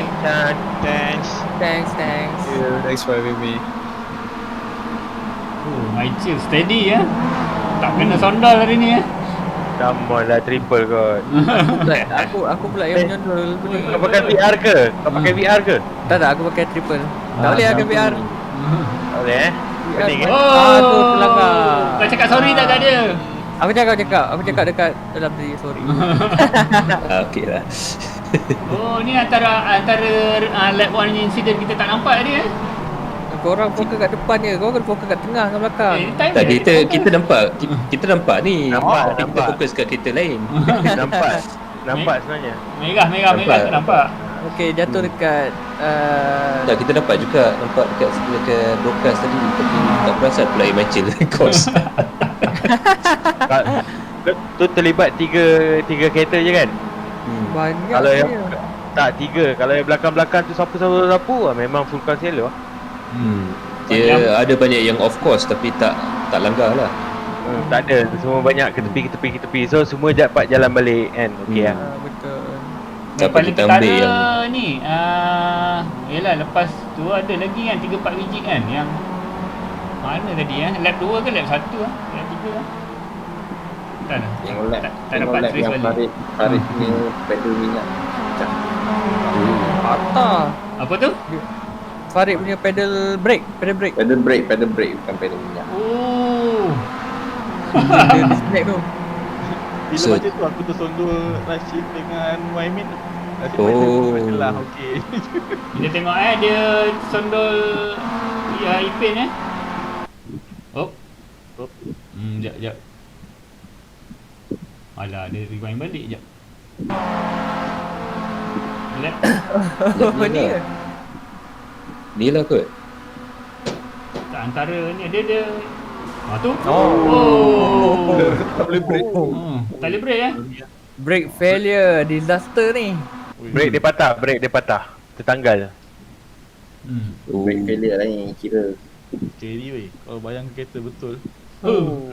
Kena dekat T1. Apa? Habis lah. Lekat doh. Salam takziah bai. Apa? Kereta terangkat. Salam takziah terus. Sebaik Salam takziah. Selemun. Yang kawan ni pun sama kak. Salam takziah kak kalau pergi straight tu. So lepas ni FCR Berhenti terus. Tak ada nak keluar dah. Engine duduk terus kat tempat ni driver. Aduh. Bye bye. Ni Tu fighter. bukan balik. Tu bukan balik bawa kereta tu. Tu bawa balik ambulance tu. Ini lagi satu lagi benda jadi kejadian ni. Sekejap mana dia. Loop punya counter ke? Belakang gear. Ini kot lap ni.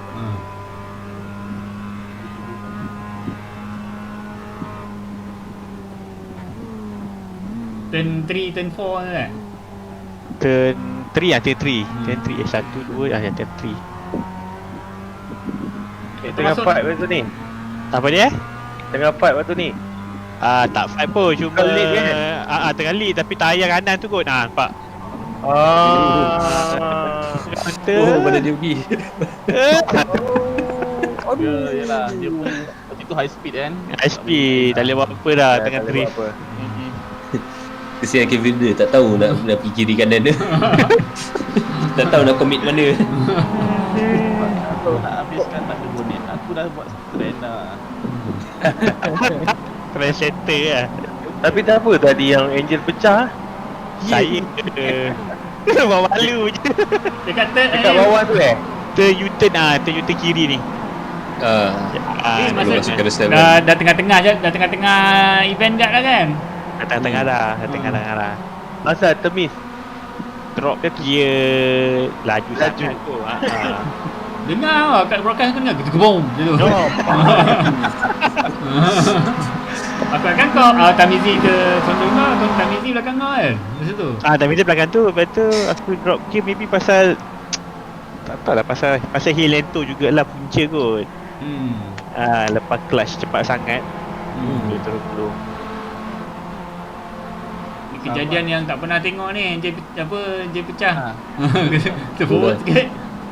Betul lah, masa kita tengah tengok tu pun bunyi macam money shift tu terus. Macam 5 ke 1 tu. Teringat zaman drag juga kan. Tapi tak apa, ini last kali ni aku nak tanya kau punya ni. Mana Jap. Last lap. Sekejap Apa jadi? Kalau minyak habis, engine stop tu lah. Actually minyak dah habis dah. Masuk lap ni minyak pun dah habis dah. Dekat turn sini dah senggut-senggut dah. I pun tak perasan Ipin datang laju kat kanan. Gerakang.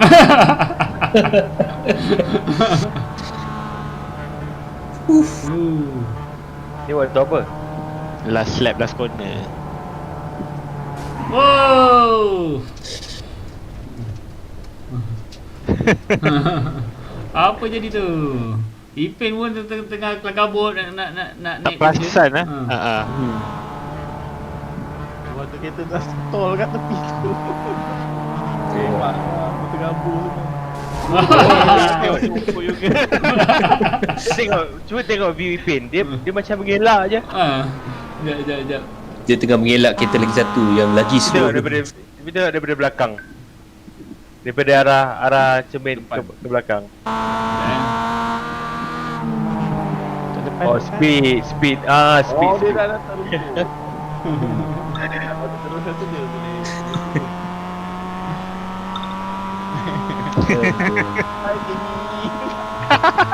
Alright guys, so kita akan open for Itu yang I believe I can fly. Dia Dia dah practice untuk rally ni. Mana dia naik ah? Sini memang kita orang terbang dulu. Memang famous jam ni. Memang famous kat sini. Kalau pakai kereta lagi laju, lagi tinggi. V8 tu lagi tinggi tu. VAR lagi tinggi. Tapi funny lah kau tengok kereta tu pergi. Itulah V8 supercar masa race tu. Lepas je finishing line kau nampak first 4 kereta terus masuk in a line. Dah tahu dah jadi tradition kat situ. Okay guys, we're going to end the stream. Thank you, Matt. Please do the honors.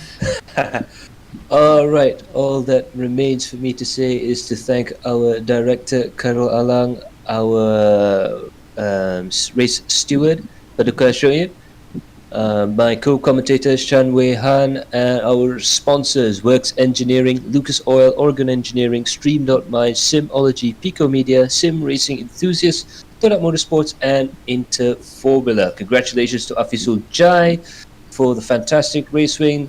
And my name has been Matt Palmer, and we will see you at the final round next week. Ta-ra!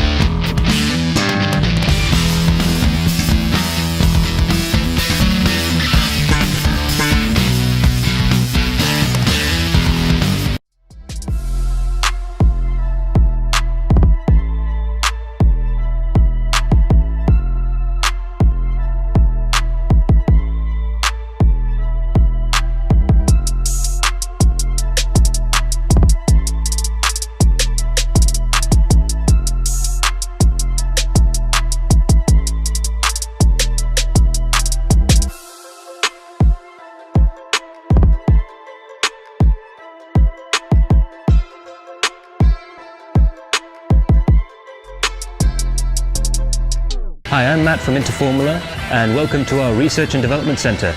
We do all forms of research and development, all the way from designing and developing our own race cars, to simulators, to running cars in racing series and rallying all over the world. We also do a lot in the Asian Classic Car Championship, so do look out for us. For any information, do contact us with the number down below.